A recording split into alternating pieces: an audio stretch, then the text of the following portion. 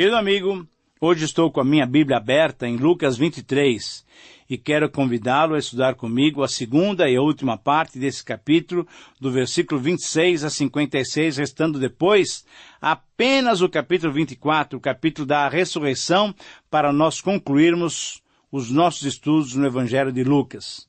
Mas isso também me faz lembrar que nós iniciaremos, dentro de 2 programas, os estudos no livro de Números.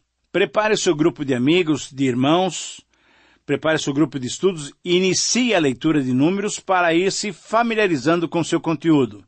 Mas agora temos ainda o dever de estudar Lucas capítulo 23. O momento culminante da vida de Jesus estava chegando, em que ele voluntariamente daria sua vida por nós.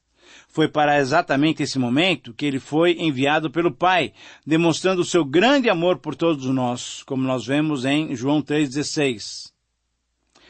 Jesus já tinha realizado o seu ministério, já tinha preparado os seus discípulos para continuarem a sua obra de evangelização. Já tinha lutado até o fim contra as tentativas do diabo de que não fosse para a cruz, e agora ele sabia que a sua hora tinha chegado. Quando estudamos o conteúdo dessa segunda parte de Lucas 23, percebemos que são 7 os episódios aqui narrados. Então nós vamos estudá-los individualmente, pedindo que Deus fale, se revele a cada um de nós através desses textos. Em primeiro lugar, no versículo 26, temos o relato de Simão ajudando Jesus a carregar a cruz. Os soldados levaram Jesus para ser crucificado. A crucificação era a condenação que o Império Romano reservava para os inimigos perigosos, subversivos. Jesus sofreu a pena porque a proclamação do Evangelho sinalizou uma subversão total de valores, de práticas e de crenças. Jesus estava sem condições físicas de levar a sua cruz, porque ele tinha ficado toda a noite inteira acordado, tinha provavelmente ficado em pé, havia sofrido muitos maltratos e muitas torturas. Estava esgotado fisicamente. No caminho, então, Simão, um sirineu, provavelmente um negro, vindo de fora da Palestina para a celebração da Páscoa, ele foi obrigado a levar a cruz de Jesus. Cirene, hoje, está no território da Líbia, a oeste do Egito. Neste, Simão se revela o que deve ser o discípulo de Cristo. Pois conforme Jesus disse em 14:27, que nós já estudamos, e qualquer que não tomar a sua cruz e vier após mim, não pode ser meu discípulo. Sim, a cruz que o discípulo deve carregar é a cruz da humilhação, como a de Jesus, pois naquela cultura, só os condenados carregavam a cruz. Há muitos cristãos que se envergonham de levar a cruz de Cristo. Ficam constrangidos, parece que estão obrigados. Mas que bênção podemos nos identificar com Cristo, levando a nossa cruz com alegria e espontaneamente. Você está disposto a isso? Ou de vez em quando você se envergonha de dizer que é cristão, que você é discípulo de um crucificado? Querido amigo, a cruz vazia é o símbolo do cristianismo. Em segundo lugar, nos versos 27 a 32, nós temos o relato de Jesus indo para o Calvário. No seu trajeto para a cruz, Jesus atraiu numerosa multidão. A mesma multidão que alguns dias antes o tinha aclamado, chamando o filho de Davi, agora seguia-o por causa do espetáculo da crucificação. As mulheres batiam no peito e lamentavam, choravam, estavam de lutos. Mas por que tudo isso? Jesus então lhes recomendou: Filhas de Jerusalém, não choreis por mim, choreis antes por vós mesmas e por vossos filhos. Jesus não queria e não quer que choremos por sua morte na cruz, não. Ele quer sim que aceitemos a sua salvação gratuita, comprada por ele na cruz para nós. Aquelas mulheres não deviam chorar por Jesus ou por outros justos que são sacrificados inocentemente. Deviam chorar sim, porque o Evangelho de Deus estava sendo rejeitado e isso lhes custaria muito caro. E na verdade custou mesmo. Custou para os habitantes da cidade a dura luta realizada nos anos 66 a 70, quando o templo e Jerusalém foram completamente destruídos pelo Império Romano. Em relação ao versículo 29, devemos entender bem essa frase: Bem-aventuradas as estéreis que não geraram nem amamentaram. Ainda dentro do contexto da futura destruição de Jerusalém, Jesus disse que as estéreis seriam felizes, pois não enfrentariam e nem veriam seus filhos enfrentarem os sofrimentos daqueles dias terríveis, conforme o historiador Joséfo nos disse. Foram dias inigualáveis, torturas inigualáveis. Mesmo indo para a cruz, para a morte, Jesus estava ministrando, ensinando, preocupado com os outros e não consigo mesmo. Demonstração de grande amor. Mas o que fariam com ele, o único que podia e ainda pode libertar e dar vida para todos? Se trataram o justo e inocente, conforme o versículo 31, a árvore verde, dessa maneira, o que não fariam com o injusto, o culpado? Versículo 31 também, a árvore seca. E com Jesus foram caminhando dois outros criminosos. Criminosos que provavelmente, olha só, não eram revolucionários como Barrabás, mas malfeitores, bandidos comuns. Querido amigo, você tem carregado a cruz, a sua cruz? Mas afinal, qual é a sua cruz? A cruz da condenação pelos seus malfeitos, pelas suas práticas iníquas, ou a cruz do discipulado de Jesus? Querido amigo, mais uma vez, não se envergonhe da cruz do Evangelho. Em terceiro lugar, nos versículos 33 a 38, nós temos o relato agora da crucificação de Jesus. Jesus foi crucificado entre dois ladrões. Os seus inimigos estavam presentes e o insultavam, zombando dele, mandavam que descesse da cruz para provar que era realmente o Cristo, o escolhido de Deus. Mas os cravos que o prendiam na cruz dilaceravam suas carnes. Era horrível estar pendurado numa cruz, cercado de inimigos que persistiam na zombaria e no insulto.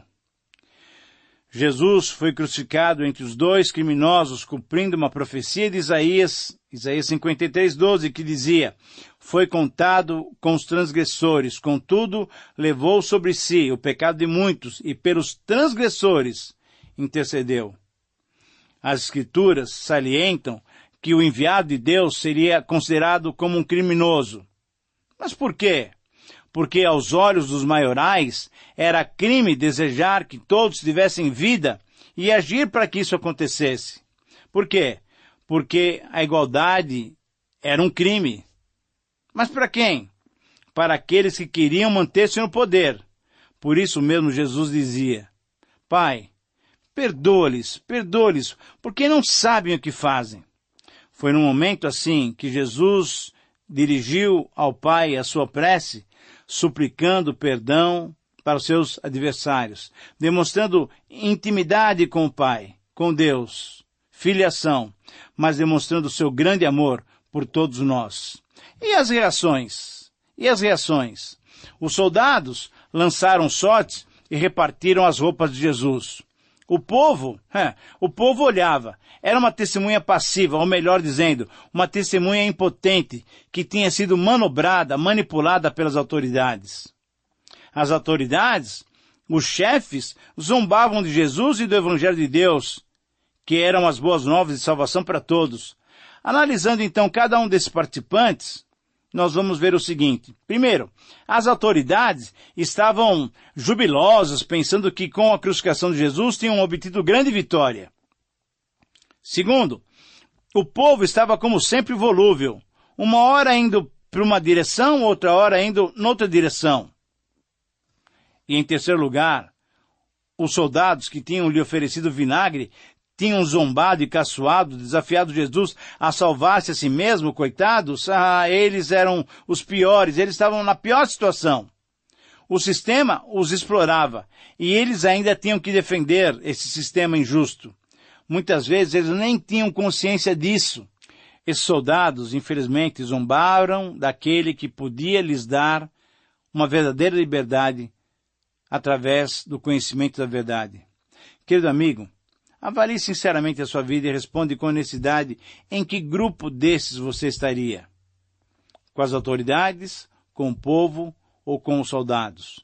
Lucas, ao encerrar esse parágrafo, destaca no versículo 38, e também sobre ele estava esta epígrafe em letras gregas, romanas e hebraicas. Este é o rei dos judeus. Esse letreiro com a causa da condenação de Jesus era uma prática normal nas crucificações, mas também serviu para Pilatos escarnecer da liderança judaica que em certo sentido tinha forçado a ele condenar Jesus. Mas de fato, Pilatos, sem saber, Pilatos concordou, fez uma placa correta. Por quê? Porque de fato Jesus é rei, mas um rei diferente. Diferente dos outros reis que tinham poder sobre a vida dos seus súditos. Jesus não. Ele é diferente porque ele deu a própria vida. Para quê? Para que os seus súditos tivessem vida e vida eterna. Ele é o Messias Reis de Isaías 11, 1-9. Queria trazer o reinado de justiça e de paz. Contudo, esse reinado custou o sangue dele mesmo, o sangue de Jesus, o sangue do Cordeiro de Deus, do Messias Rei. Por meio desse sangue, nós temos o perdão dos pecados. Querido amigo, Jesus é o Rei da sua vida. Você já foi lavado pelo sangue de Jesus? É esse sangue que nos purifica de todo o pecado e nos faz ter comunhão uns com os outros. Alegre-se então, alegre-se por essa tão grande salvação. Em quarto lugar, nos versículos 39 a 43, nós temos o relato da salvação de um dos ladrões crucificados. Jesus e o Evangelho dividiram até mesmo os criminosos. Um deles caçoou de Jesus desafiando o seu messianismo, ou seja, instigando-o para que usasse o seu poder para se libertar e libertar os outros. Não és tu o Cristo? Salva-te a ti mesmo e a nós também. Muitos veem nesse criminoso um símbolo do povo judeu, que esperava o Messias político, que iria restaurar a grandeza da nação. O outro criminoso se converteu ao Evangelho de Jesus e repreendeu seu colega de infortúnio dizendo o seguinte: nem ao menos temes a Deus, estando sob igual sentença? Nós, na verdade, com justiça, porque recebemos o castigo que os nossos atos merecem. Mas este não fez nenhum mal. Muitos chamam esse de bom ladrão. Na verdade, não se pode chamar um ladrão de bom. Não existe um ladrão que seja bom. Bom é Deus que salvou esse ladrão por ele ter se arrependido. Ali na cruz, aquele ladrão descobriu de alguma maneira, de alguma forma, que Jesus era Deus, que era o Filho de Deus. Agora, fazer essa descoberta ali naquele momento, certamente não foi por ele sozinho, foi a mão de Deus. O homem não pode chegar a esse conhecimento maravilhoso sem a iluminação do Espírito Santo. E Jesus, então, lhe garantiu vida eterna naquele mesmo dia. Jesus reconheceu que ele estava colocando em Jesus, nele mesmo, Jesus, toda a sua segurança. Ele reconheceu, o ladrão, que só Jesus poderia lhe dar vida e liberdade, vida eterna e liberdade espiritual. Ainda em relação aos versículos 42 e 43, nós temos que fazer algumas observações. Primeiro, esse ladrão, ao se dirigir ao seu colega repreendendo e ao se dirigir a Jesus, demonstrou que reconhecia Jesus como inocente. Segundo, sabendo que ele morreria, entendeu que o reino de Jesus não era um reino terreno. Terceiro, reconhecia que Jesus era um rei espiritual. Quarto, Jesus então respondeu ao ladrão conforme a sua fé.